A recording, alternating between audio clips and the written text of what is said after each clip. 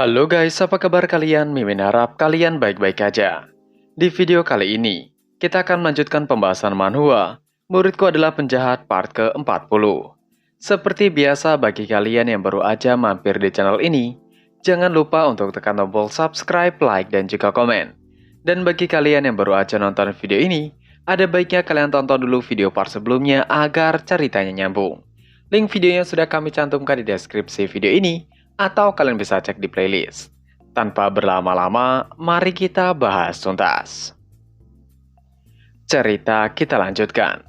Di pembahasan terakhir, Panzong dan Luzo mengetahui bahwa Si Yin terkena sihir karena menyelidiki sungai Measuring Heaven. Panzong membungkuk dan berkata bahwa itu benar-benar sihir. Mereka harus segera membatalkannya. Jika tidak, itu mungkin menyebar sampai Si Yin benar-benar kehilangan akses ke basis kultivasinya. Pada saat itu, mungkin akan lebih sulit untuk membatalkan sihir. Ming Si Yin terkejut dengan kata-kata Panzong.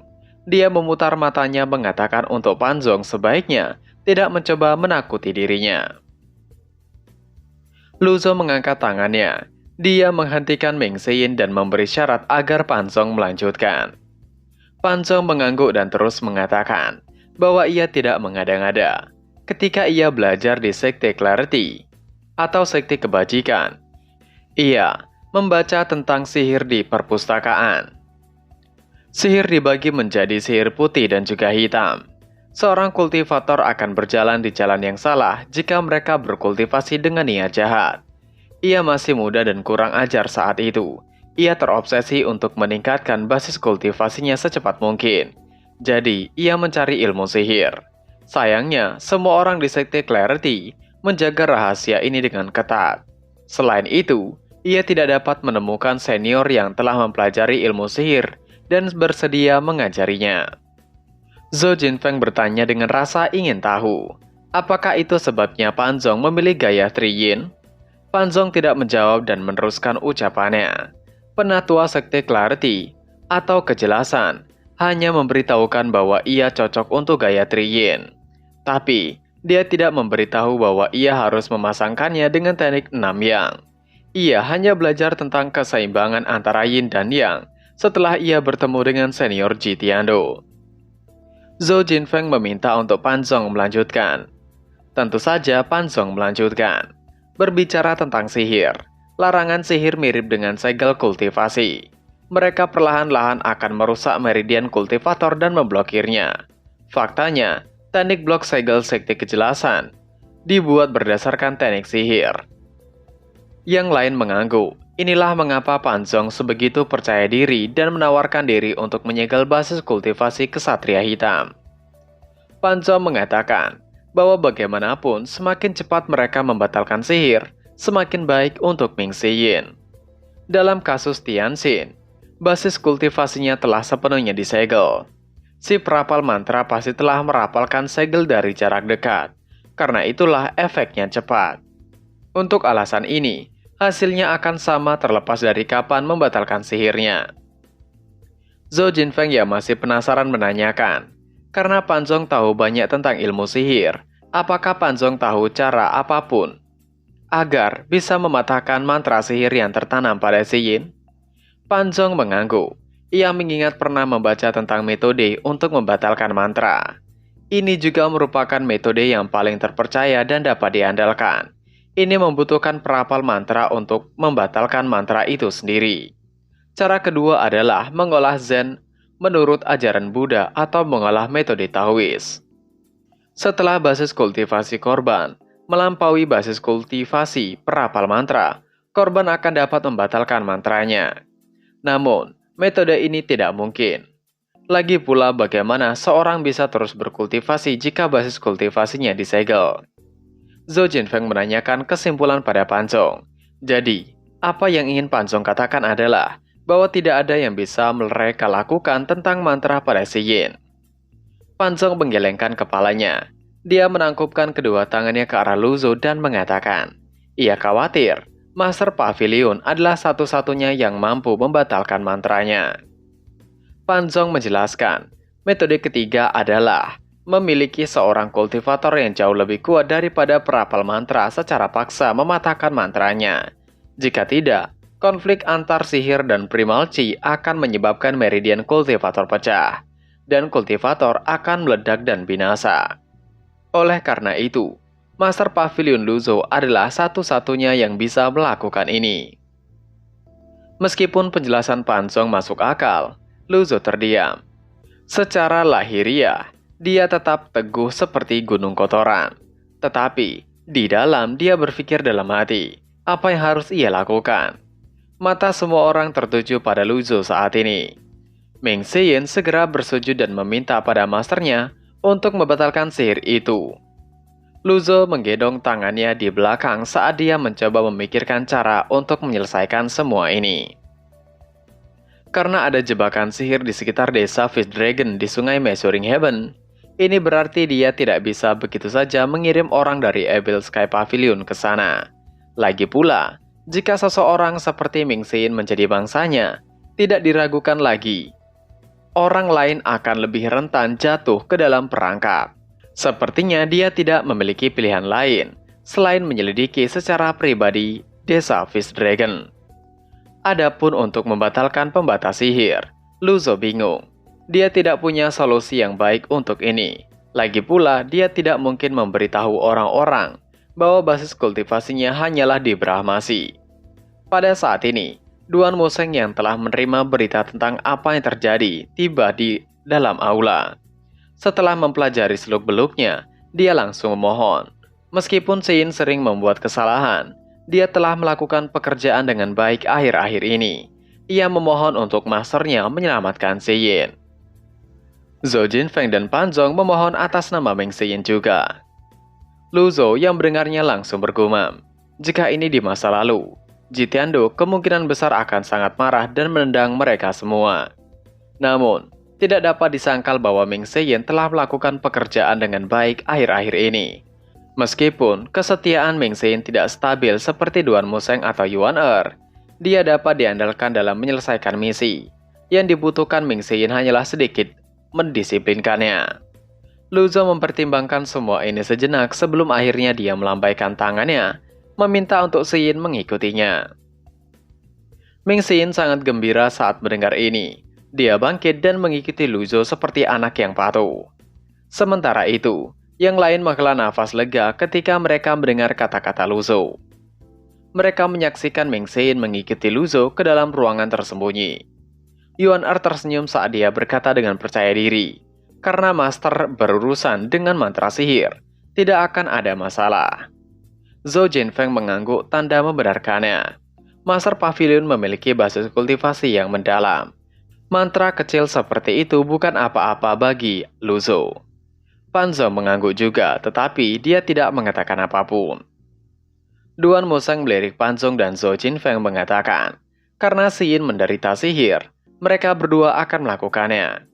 Kata-kata Duan Museng tidak jelas dan membuat mereka berdua tidak mengerti maksudnya. Duan Museng mengangkat tombak Overlord-nya dan berkata dengan penuh semangat, mereka harus berlatih dengannya. Zhou Jinfeng dan Panzong tidak dapat berkata-kata dan hanya terdiam. Di dalam ruangan tersembunyi, ini adalah pertama kalinya Xian berada di ruangan tersebut. Lagi pula, tidak ada murid yang diizinkan memasuki ruangan tersembunyi itu.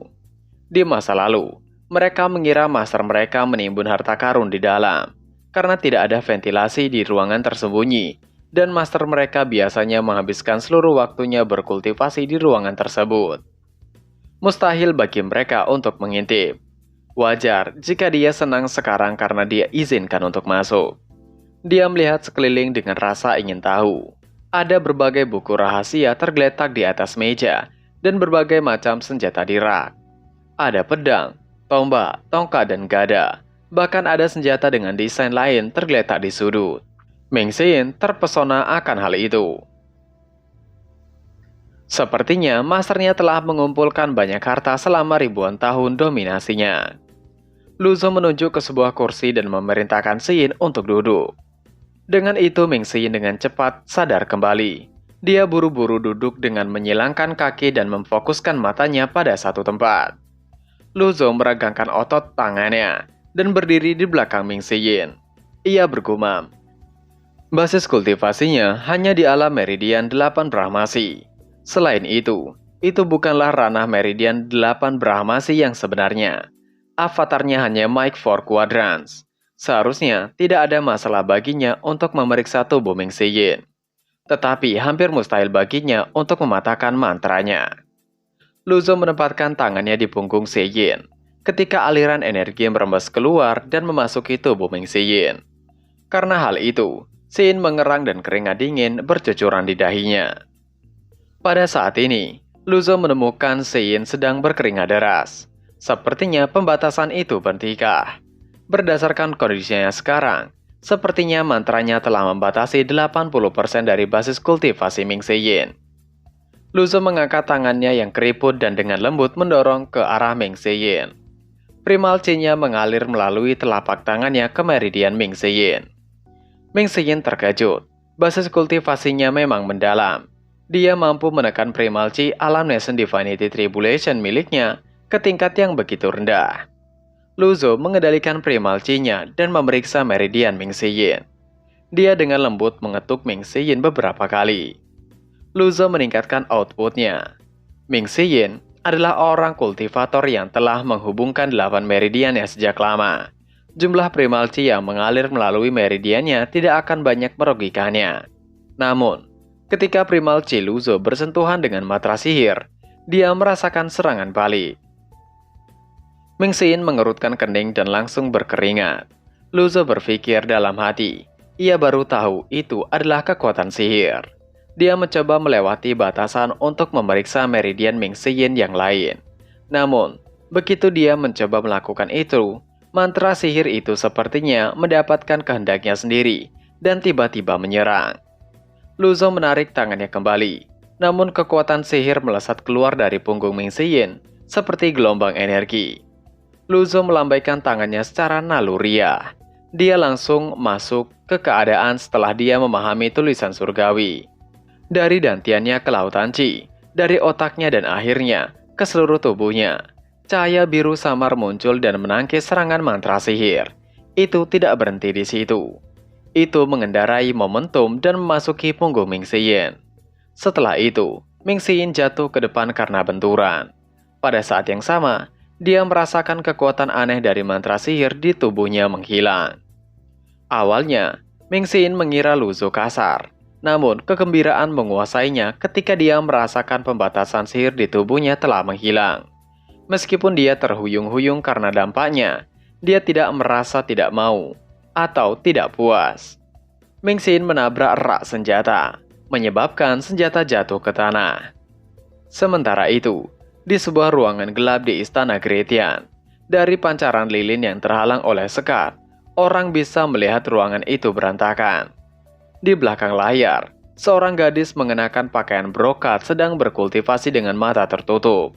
Ekspresinya sedikit berubah sebelum dia tiba-tiba memuntahkan seteguk cairan merah. Marah dan bingung, dia menyapu tangannya ke seberang meja, menjatuhkan semua yang ada di atas meja ke tanah. Dia bergumam dengan sedikit ketakutan. Seseorang berhasil mematahkan mantranya.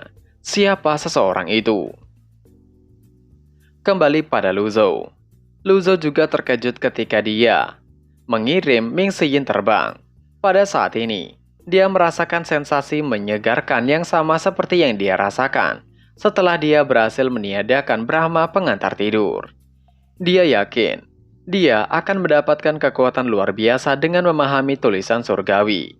Bagaimanapun, ini bukan waktu untuk memikirkan hal-hal seperti itu. Dia dengan cepat berbalik untuk melihat Ming Seyin.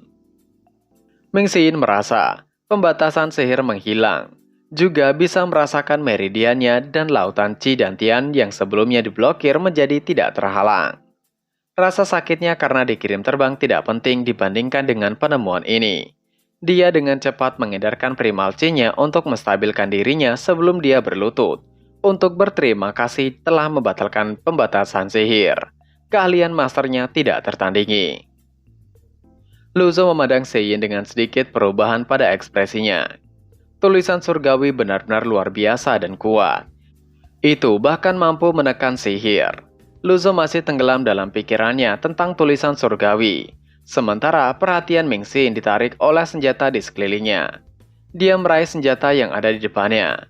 Tiba-tiba notifikasi sistem muncul memberitahukan senjata kait pemisah telah diambil oleh Si Yin. Pemilik yang direkomendasikan adalah Si Yin. Si Yin yang mengamati kait pemisah itu menanyakan kepada Luzo, senjata macam apa itu? Itu bukan pedang atau kail, meskipun itu menyerupai kedua item di kedua ujungnya. Itu bergerigi dan memiliki desain yang aneh. Senjata lainnya menyerupai sarung. Tatapan Luzo tertuju pada senjata itu. Luzo menatap dengan pahit ketika berpikir, pasti ada beberapa kekuatan yang bermain di ruangan tersembunyi itu. Entah itu takdir atau kebetulan murni. Ming Xin entah bagaimana menemukan senjata ini. Sebelum Luzo bisa mengatakan apa-apa, Ming Xin berkata sambil tersenyum. Ia pikir senjata itu cocok untuknya. Pedang, sarung, ia suka benda yang aneh seperti itu. Ia yakin itu setidaknya senjata kelas bumi. Dia berhenti sejenak sebelum dia membaca tulisan kecil di sarungnya dengan keras. Kait pemisah. Luzo bergumam, karena Ming Xin tidak menguji kekuatan senjata dan hanya menilai mereka dengan matanya. Wajar saja jika dia mengira itu adalah senjata tingkat bumi. Kait pemisah dan sarung pemisah tampaknya telah tergeletak di ruangan tersembunyi untuk waktu yang lama. Mereka tampak tua, namun karena sistem telah merekomendasikan Ming Xin sebagai pemiliknya, itu pasti akan menjadi senjata kelas surga setelah diaktifkan. Ketika Luzo melihat keengganan Ming Xin untuk berpisah dengan kait dan sarung pemisah, dan senyuman yang menyenangkan di wajah Ming Xin, Luzo menggelengkan kepalanya meminta untuk Ming Xin meletakkan senjata itu. Ming Xin sedikit tercengang. Kemudian dia dengan hati-hati meletakkan kait dan sarung pemisah di lantai. Dia tidak berani menentang masternya.